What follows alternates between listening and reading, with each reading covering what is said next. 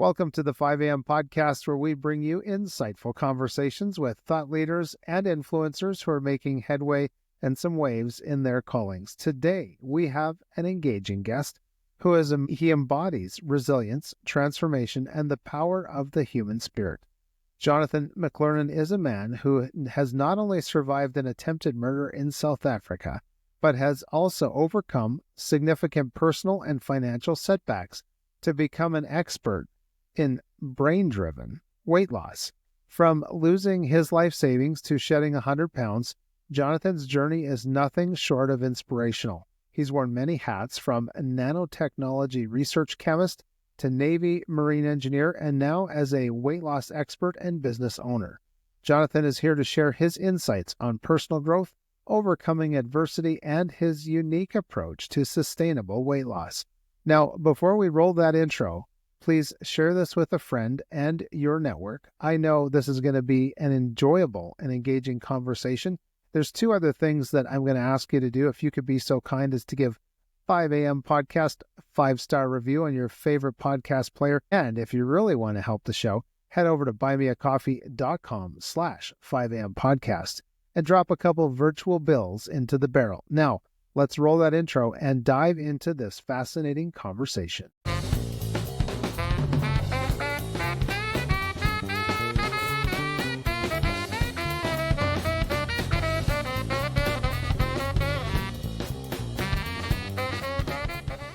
Jonathan McLernon, welcome to the 5 a.m. podcast. Hey, it's great to be here. And I always like hearing intros. And sometimes when I hear my own intro, I'm going, is that really me? Like, is that my life? It's because I don't think I'm particularly extraordinary. Okay, but good. It's just, you kind of handle what life throws at you, and you don't really know what you can do until it's thrown your way. That's right. And as you and I were talking before we hit the record button, it's those adversities that really show us who we are. And when we dig deep, sometimes we dig deep to hit rock bottom. And then once we're down there, then we got to dig a little deeper in ourselves and find a way out. So can you get this show started? Talk to us about this experience of an attempted murder in South Africa. Yeah. I'll give you a little bit of backstory. So my wife, she's from Australia. We got married back in 2006. So we've been married a long time now. Yeah. Okay. Yeah. But I was in the Navy at the time, and we got sort of tired of me being gone all the time. You know, she flew half around the world to be my wife and live with me, and only to have me like disappear time after time. And so one day I came home and said, hey, let's just travel and teach English. We've always talked about doing this. Why don't we do this thing? Gotcha.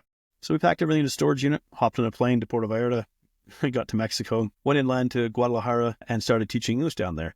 And great experience. Mexico's a very interesting place. Makes headlines for a lot of the wrong reasons, but there's a lot of good there too. But there we met a gentleman from South Africa, and we kind of struck up a friendship. Later on, we moved over to Poland. There's some travels in between there, but we ended up in Poland, and this friend of ours came to meet us there in Poland, lived with us there for a bit, taught English at the school we were teaching at there, and said, hey, why don't you guys come down to South Africa?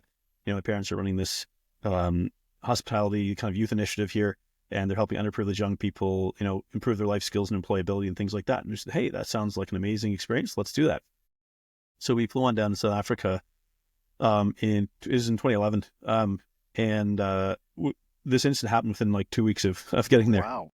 We had we landed there, and it was actually middle of winter in South Africa, and you wouldn't expect, like, it's not snowy like winter, like Red Deer or like Alberta winter, Canada. Yeah. But it was cold because they're not really, like, houses aren't made for the cold. They're not like well insulated and stuff like that. So like really cold, but our luggage got lost. And so we were without luggage for a couple of days, and it was freezing cold, and we just flown over from Europe where it was middle of the summer and very hot. So maybe that was a bit of an omen. I'm not sure. But so we were teaching English, not teaching English, teaching life skills out in this nature reserve. And it was kind of laid out with buildings in kind of an L shape at the heart of this nature reserve. It's, I don't know, hundreds of acres. They had rhinos, monkeys, you know, all kinds of wildlife there. And so they had like, at the bottom tip of the L would be the instructor's cabin, kind of tucked away in the bushes. Then you have like the toilets and showers and things. Then you have like the students' dormitory. Then you have like the main building where sort of instruction happened and things like that. And so one night, it was a Monday night, everybody was in the sort of the dining hall, and I finished my food early, and it's dark out now, and I'm walking back to the cabin sort of around this L shape of buildings. And the door was slightly ajar, and I thought, oh, I guess I didn't shut it properly. You know, we're in a nature reserve. There's rangers. Like we're kind of in the middle of nowhere. That's the first thought that crosses my mind. Open the door. There's three guys sitting at the table. And again, my brain's still like, maybe they were, one face I recognized because he was a ranger, but he was not in uniform. But I thought, oh, well, maybe there was something wrong in the cabin. They were just showing up to fix it. But they were sitting at the table, like drinking rooibos tea and eating rusks, which is a South African thing. And I didn't see the fourth guy who was outside the building. He smashed me across the head with like a rock. Now of course, this stuns me, and I'm not sure what's happening. And the other guys jump up from the table. This guy, he grabs me by like the scruff of my shirt. I was wearing a collared shirt, very similar to this. I'm a golf shirt kind of guy. And the thing that I remember the most is like he smiled at me and then smashed me across the head again. And now I'm concussed and stunned and not sure what's happening. I fall to the ground. These guys jump in. They all just kind of pile on me and just start kicking and stomping and beating on me. And they're laughing like this is a funny thing. They're enjoying themselves. And, it's kind of weird how your brain processes these things like in the moment, like I can't die tonight. I remember like screaming but I feel like I got a small taste of hell in this experience because it was dark, screaming for help. Nobody could hear me because they're like 4 buildings over, lots of noise happening in there. Later on someone said, we thought we heard something that was the monkeys, kind of thing. But I was just like, I can't die tonight. Like I was sort of half conscious, not fully unconscious. And, I just said, God gave me the strength as hell to get up from this and like fight off 4 guys enough to at least break free from them and sort of make a half staggered run towards the building where everybody else was. And weirdly enough, they didn't chase me. They had knives and they hadn't actually managed to stab me yet. And I couldn't tell you the exact time span all this took place. My head's spinning but I get to the building and hey, like blood's all over my face. Like I'm covered in boot marks and things and kind of like I've been attacked. I don't know how many guys are out there because at that point I didn't actually know. In South Africa, they can travel in packs of like 15, like oftentimes with machetes, they'll hack people to death. Like they travel in these vicious mobs. So we didn't even know what was out there. Everyone sort of springs into action. Like people are terrified, these young kids, well, not kids, they were like, between like 18 and 30 kind of thing, young people though. But they've in one sense experienced this. So it was kind of, again, interesting how different people reacted. One guy tried to climb the shelves in the pantry to hide. Another guy was like pushing a table against the door and being like, we're men, we fight, like grab some things to fight. Whoever's out there, we're going to fight them kind of thing. And, I'm stunned and concussed. I don't really know what's happening. I remember I had a fork in my hand. Apparently I was going to defend myself with like a dinner fork. Huh. Wow. But I remember I was in the sort of the kitchen area and I was just slumped against the cupboard, like, trying to figure out like what's going on. I don't know what's happening. My wife was just incredibly brave, immensely brave in this whole thing. She's helping people. They're boiling water. She's arming people with pots and pans and whatever you can find because, hey, like if these guys have machetes, if they get in the building, they're going to start hacking at us. Like we're going to be in a fight for the death kind of thing. And I remember just thinking like, I can't die tonight because if I die, my soul is going to go to hell. And that was a thought that was on my mind. And I was just hoping they didn't have guns because they could have shot us through the windows. Luckily enough, again, called divine intervention, they didn't have guns. So they were using shovels to try to smash down the doors, but the doors were reasonably well barred and whatnot. And they weren't able to get in. We were trapped in this building for about 45 minutes. Thankfully, like one student still had their cell phone on them. Normally, we didn't have cell phones in that area because it was like this is a sort of working and training area and we didn't want them to be distracted by that kind of thing. But one student had theirs and managed to get a call through, and it just happened to be a senior police officer was walking by and answered the phone because oftentimes they get ignored there. It's kind of hard for us to, grasp like what it looks like to have a police force that doesn't really care, that only shows up when they have to. Anyways, so the dispatching guys, the problem is like we're on one side of a valley, the entrance to the nature reserve is on the other side of the valley. So you could see in the dark all the way across the valley, like when these guys came with their lights flashing, and you knew they're still 20 minutes away at this point because we know the drive to get into where we're at kind of thing. But the guys, the attackers, they also see this. And so they just kind of like melt into the bushes or whatever. And the cops, they get there, they come in, okay, hey, nobody died, nobody got raped. Awesome. Okay, you guys should be good. We'll see you later. My wife was like, excuse me? Are you insane? You're the ones with guns. We don't even know how many guys are out there. They're still in there. They literally just walked into the bushes. And she was, she was a tiger. Like, she's like, wow. You are not leaving until every last one of us is off this property because you're the guys that have the guns and you're staying here to keep us safe. They were very, very inept. They didn't even want to take any descriptions or things like that. Wow. And, of course. Hey, her habit of watching crime shows or whatever, maybe it paid off because she's like, You're going to do this and then you're going to do this. And like, she was just fierce. It was just incredible. Still married to her to this day. Yeah. She's still, yeah. And anyways, I had to get to a hospital, get checked out or whatever. I was concussed, but like no broken ribs or anything. So I was very fortunate. So there's a couple of things that sort of came up in hindsight. That day, that morning, there'd been helicopters flying over the nature reserve. And we just thought maybe it was, a tour or something like that. Turns out these guys were on the run. Yeah, they'd murdered a farmer the night before, beat him to death. Literally the same thing they were going to do to me. And the cop, like, told us, they're sort of like, are you guys insane? Like, nobody thought to tell us that there's these guys on the loose. They might be somewhere on this reserve. They just murdered a guy. Like, nobody, and the cops like, yeah, they smashed his head in like a pumpkin. They just talked about it like it was nothing. Yeah. So it was this wild experience. Is that kind of thing still happening in South Africa? Oh yeah. Wow. There's a level of violence there that sort of go, and it's not just against white people. Okay. It's, different. There's 8 different black ethnic groups or major black ethnic groups in South Africa. They call it the Rainbow Nation, not for the reason we use the rainbow over here, but really for all the different like cultures that exist in there. But they often are at odds with each other, strongly dislike each other because they have different cultural traditions, different languages, like this way is superior or this way is superior, that we have this way of becoming a man, you have that way of becoming a man, you're still a boy in our eyes, stuff like that. A lot of cultural tension. And so they all kind of hate each other too. But there's a politician there who's just a very dangerous guy. He's also wildly corrupt. He's made himself very, very rich off of like rigged tenders and stuff like that. But then pretend, hey, we're going to go after the white people, we're going to take all their money. And it's like, kill the farmer, kill the white guy. Literally, there's videos of him being like, cut their throats, kill them, kill all the white people, and it's kind of making the news. At the time of recording this, is kind of making the news. I'm like, but this guy was saying this stuff back in 2011. We were living there, like kill the white people kind of thing. And yeah, there's historical injustice. There's no question that these things have occurred. But their answer is, let's drag you off the farms and kill you kind of thing. Yeah. So do you still have a connection to the people in South Africa? Most of them didn't stay, actually. Okay. But interestingly, my friend, he actually has found his way back there and lives in like a very peaceful little town in Western Cape in like the wine region, which is, really quite nice. The Western Cape is probably less violent than the rest of South Africa. And it's a tragedy because the country's beautiful, right? It's this gorgeous country, lots of amazing nature, like surfing, wildlife, safari, like you name it, it has it. Like, and it's not like it's full of evil people. It's just that there's, a small vocal number of evil people, a lot of people struggling with trying to make a living and sky high crime. Like it's just, it's the perfect storm. Wow. So at the time of recording here in 2025, is there any way for people to defend themselves apart from the police? They carry guns. Yeah. Okay. And so you're allowed to. Yeah. Even if you're not allowed, they're going to carry them anyways because. Gotcha. Yeah. Yeah. It's a matter of life and death. Yeah. Yeah. Wow. You get a gang of guys showing up like who have like murderous intent. Yeah. And like, it's crazy because these guys were like high on drugs too. You could see it. I could see it in their eyes. Like there was one guy in particular, there was just like a level of evil in his eyes that was just like, I don't know, it just sends chills down your spine because there was like no trace of remorse, no trace of conscience, only pleasure in what he was doing.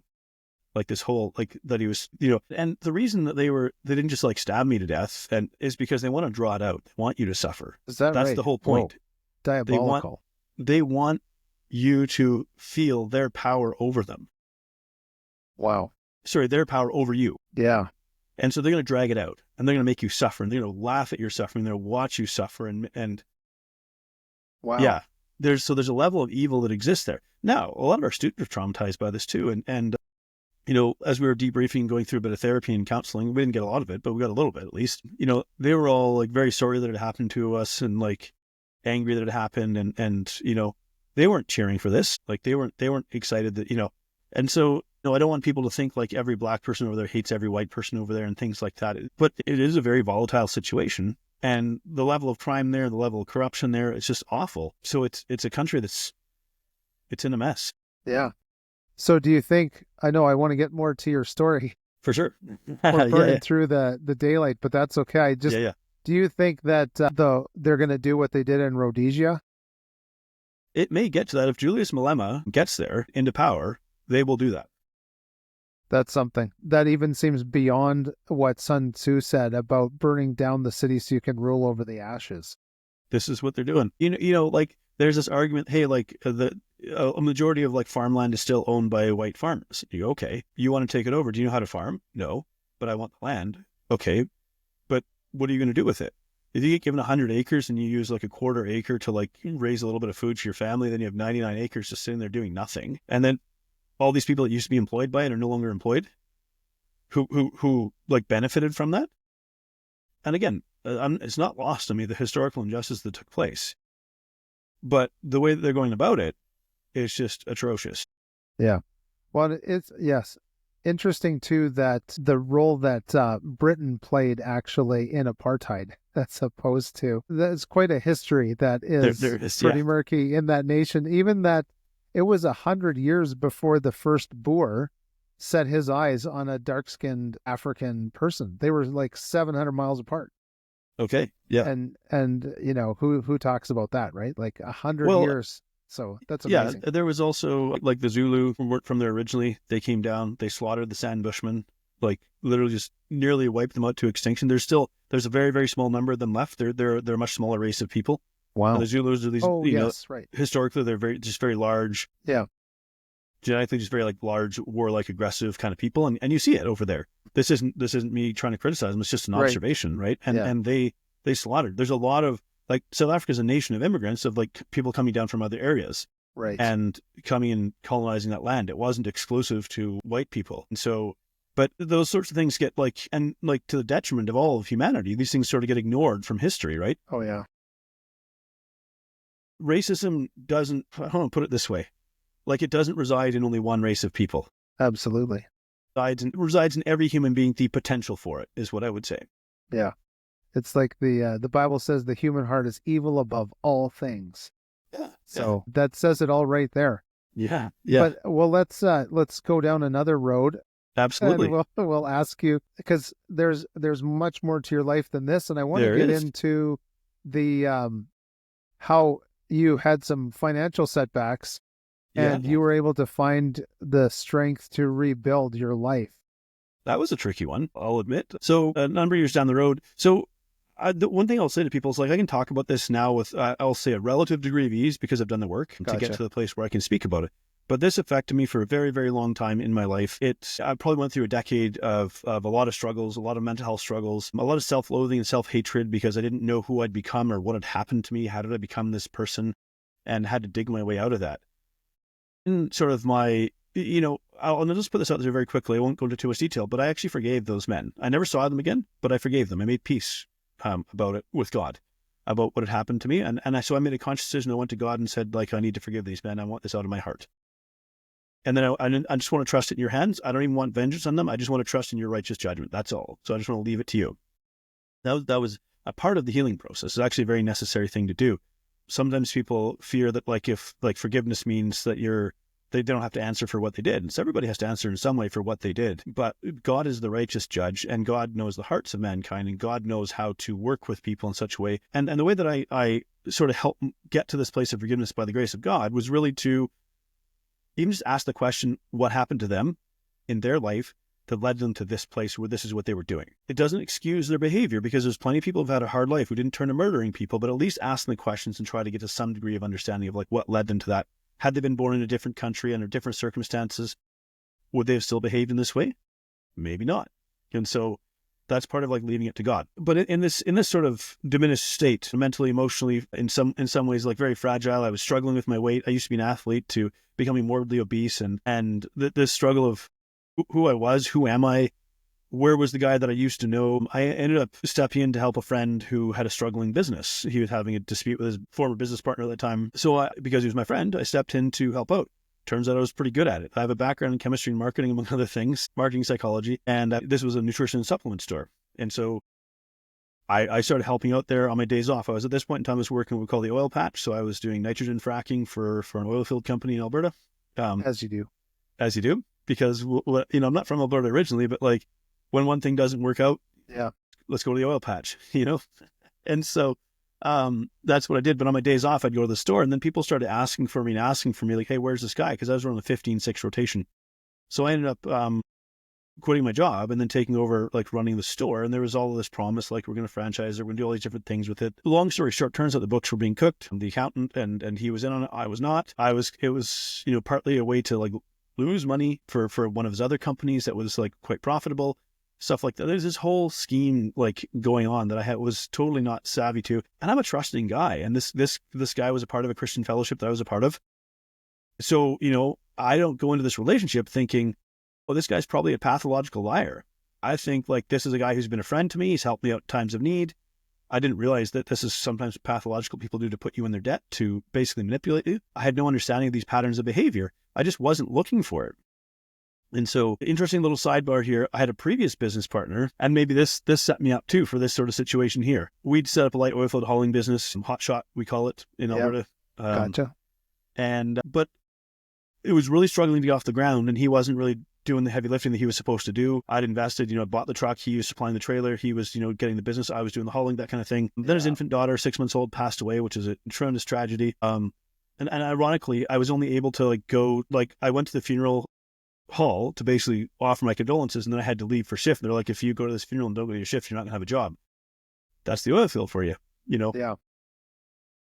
Anyway, so I gave him a bit of time because, of course, you fall apart after things like that. But it was clear he wasn't putting his life back together, and so we had to fold that up, and I just lost a bunch of money in that. And that was the backdrop to me connecting to this guy here, my next business partnership. But I was about a year into running this nutrition supplement store, and the police show up. And they're like, hey, we want to ask you a few questions about this guy here, my former business partner. I was like, is he okay? I haven't heard from him in 18 months. I hope he's okay. Did something bad happen? They're like, hey, I guess you don't keep up with the news or whatever. And turns out this guy was one of the largest runners of guns and drugs, shipping containers worth of guns and drugs in Alberta. And he'd been arrested, and the mayor and the police chief had been, and I'm like, man, I've been in the house. In fact, we almost ended up staying in the house temporarily while we were looking for a new place to live. He'd offered us a bed, and it just didn't work out, thankfully. Yeah. But that house had been we'd been there for dinner and stuff like that. You meet the guy and you don't think of that. You don't think that this is the other life this guy's leading. You meet a guy, he's got had a common law wife, and he'd had a child, and so on. And there's a whole other life that exists. And it's just goodness, I grew up in small town BC, Yes. So nothing really prepared you for that. So that was the backdrop to getting this business where, again, I was being taken advantage of. Weirdly enough, the drug dealer had enough of a conscience not to launder money through my bank account. And that's the reason the police didn't press any charges against me down the road while they were charging him. Wow. Is because he didn't launder money through my bank account. So it's he had more of a conscience than my so-called Christian business partner, who was just ripping me off, basically. Yeah, terrible experience. And my grandfather used to tell us the world is good, but the people could be better. That's a good way of putting it. Yes. And, I look back at all of this, and there's no trace of bitterness. There probably would have been. But it's and now I'm going to be here's I'm falling short biblically, but anyways, what Joseph saying, what you intended for evil, God intended for good. I wouldn't be doing what I'm doing today had I not had to go through the fierce struggles and sort of demoralization and just being crushingly humbled, and it wouldn't have led me to this place. Looking for answers, rebuilding myself, everything that I thought that I could put my faith in, my own abilities, my own intellect, my own skills, all this kind of stuff, all that amounted to nothing. Wow. Until all I could do was have faith in God. And how do you have faith in God when you're at rock bottom and don't see a way out? Yeah. I don't know. What did you find? Well, probably one of my lowest points, I remember kneeling down to pray, and it just felt like I was staring into a black void. I'd closed my eyes and it just felt like there was this infinite black void trying to swallow me up. And I was just at the lowest of the low, and I was like, all I want is peace. That's all I'm asking for. Is it really that hard? And it was this little voice said to me, this needs to leave a mark. I was like, okay. I have to actually understand. I actually have to taste this to understand it. I can't just read about it. I have to live it. I have to feel it. I have to be in this place to really understand what this is. And now I can have compassion for other people in a way that I never have before. True. Yeah. It's how that works. So this might be a jarring turn in the vehicle, but one of the things that you've talked about is your physical transformation during these experiences, and of course emotion and self-medicating with pharmaceuticals or food. Yep. You had gotten to this point where you were probably having some health issues or on the road to health issues because of your weight. Yep.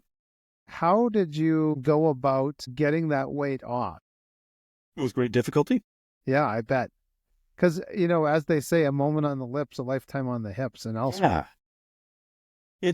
And here's the thing so when I was in my 20s, an athlete, I was 29 when I went through that experience in South Africa. I just thought the fat people were lazy. That was my assumption, because going to the gym was second nature. I loved playing sports, loved going to the gym, loved working out. Go through a seriously violent trauma that messes with your head and messed with my head to where I had no capacity, no tools. I didn't know how to deal with it. And we stayed in South Africa for a number of months onwards. And there was more stuff that happened, none quite so directly violent as that. But it's just, we were just like suffering from severe PTSD by the time we left. My wife and I. I can imagine. Yeah. And so that's kind of the backdrop to. So I'm a pretty smart guy. I got my brain free of charge. I tell people I can't take the credit for it, but I got it free of charge. But I'm a pretty smart guy. I have a really good brain for facts, numbers, and like problem solving and stuff like this. And it's probably why I'm good at what I do now. Literally, at the time of recording this earlier, I had a client who was like, I've been through 10 years of therapy, and in a 1 hour call with you, we've got further than I did with 10 years of therapy. And I have a knack for reading people. That's what I call it. I don't know what else to call it. And I have a brain for solving problems. Yeah.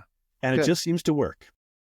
But for most of my life, I actually hid this gift as well, because maybe it freaks people out, or I was just taught that like, hey, if people see that you're smart, they're going to make fun of you, or they're going to be intimidated by you in some way. It's not going to work for you. And so you just kind of hide this and go do your thing. So I'm going to go to the oil patch, or I'm going to go be a power lineman, or I'm just going to go do anything other than like using the gifts that God actually gave me to use. Your calling. Kind of thing. Yeah. But all of this ability, and I couldn't fix myself. And it took, 2017, I had to get some life insurance, or I didn't have to. I was choosing to get some life insurance, but I had to get one of those, the nurse practitioner or whatever comes to you, assesses you, all of this. And I was like, I had to have a rider put on my life insurance policy. In other words, I had to pay extra money because I was a higher risk of dying, and dying early because of where I was. And that was just a crushing blow. I was 35 at the time. Like, wow, I'm going to die sooner because of this. Or that's what the odds say. Yes, insurance is just brutal, right? It's just like merciless in this regard, because no emotion, just the facts. No. And so I ended up hiring a coach, and he changed my life. And it's part of the reason why I'm so passionate about what I do now. Is I went into this kind of thinking I'm going to hire this guy, and he's going to be the next one in the line of coaches I've tried to work with. I'm just going to prove that I'm right, he's wrong. You can't fix me. I'm so broken. And believe me, I tried. And he just met me with a level of compassion like I've never received before. And it's, it seems weird being a Christian, but like never having talked a lot about compassion and thought a lot about it, and maybe even being afraid of it because I thought compassion was weakness. And he wasn't about enabling my unhelpful behaviors, but he was like, you're a human. You're a struggling human. That's it. Like, you're not a bad person. It went far deeper than that, but in a nutshell, it's just like, and I resisted it for so long because it was so foreign to me. I was like, what is this? This is BS. I was like, we're Christians here, so we try to use what's the minced oaths or something like that. Yeah, that's right. Different words. That's right. Yeah. I fought against this, but he was patient, persevered, worked with me, and really helped me to change my relationship to myself, and by extension, my relationship to food. And that's what led to really a meaningful, lasting transformation. People would like me to say, I don't know, I followed these macros, or I ate this food, or I went keto, or raw food, vegan, or whatever. And it's like, no, I fixed my relationship with myself, and then by extension was able to heal my relationship with food. Yeah. Truer words could not be spoken. Yeah. Yeah. It's very true. There's a lot of people that it's endemic to our society where there is one right key that unlocks the door. But then they come along with all of these other things and say, do you really need to get into the door? Do you really have to go through that door? How about you try? And they sell you a litany of things. Tell me, how does your approach to weight loss differ from traditional dieting and those keys that actually don't work? I think some people don't even have keys. They just, they're selling the sizzle without the steak, literally. Absolutely. Well, I almost like to say that side effects might include weight loss. Yeah, that's good. Because I like that. Weight loss, like carrying extra weight, is a symptom. It's not the real problem.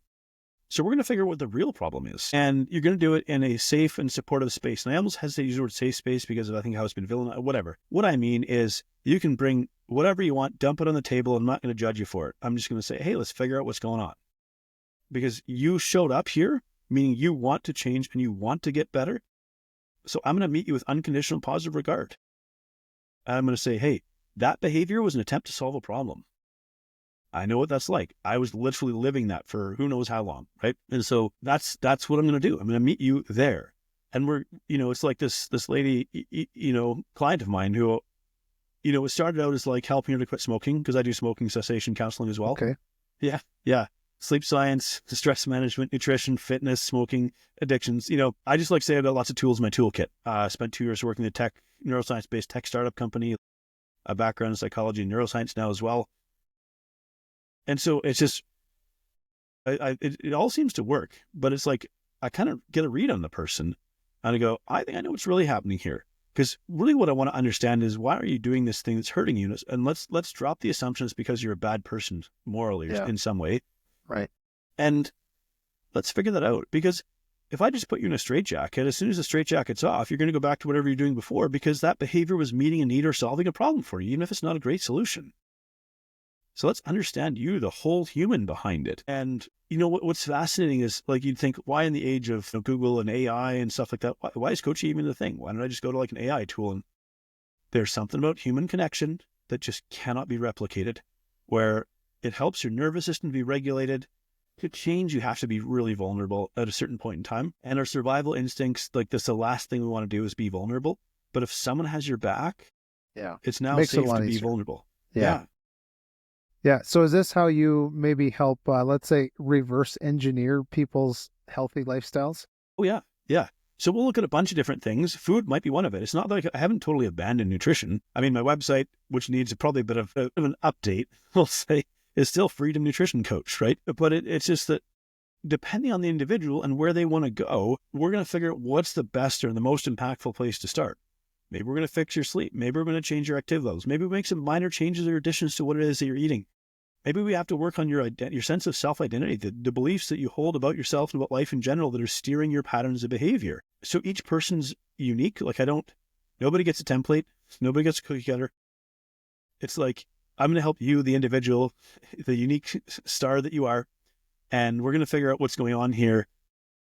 And the road's probably going to be bumpy too. Like, here's the other part of it is, there's a quote that says, relapse is as natural to change as exhaling is to breathing. That's okay. If we understand that neurologically, it's highly likely this is going to happen, and you're not going to go through this perfectly, and this wave of motivation you feel is not going to carry you for the rest of your life. There's going to be ups and downs. Let's figure out how to navigate that. Let's figure out, how do we engineer a way of living? I call it my structured flexibility. No one wants to be in a straitjacket, but no rules makes everyone scared. They just don't like to admit it.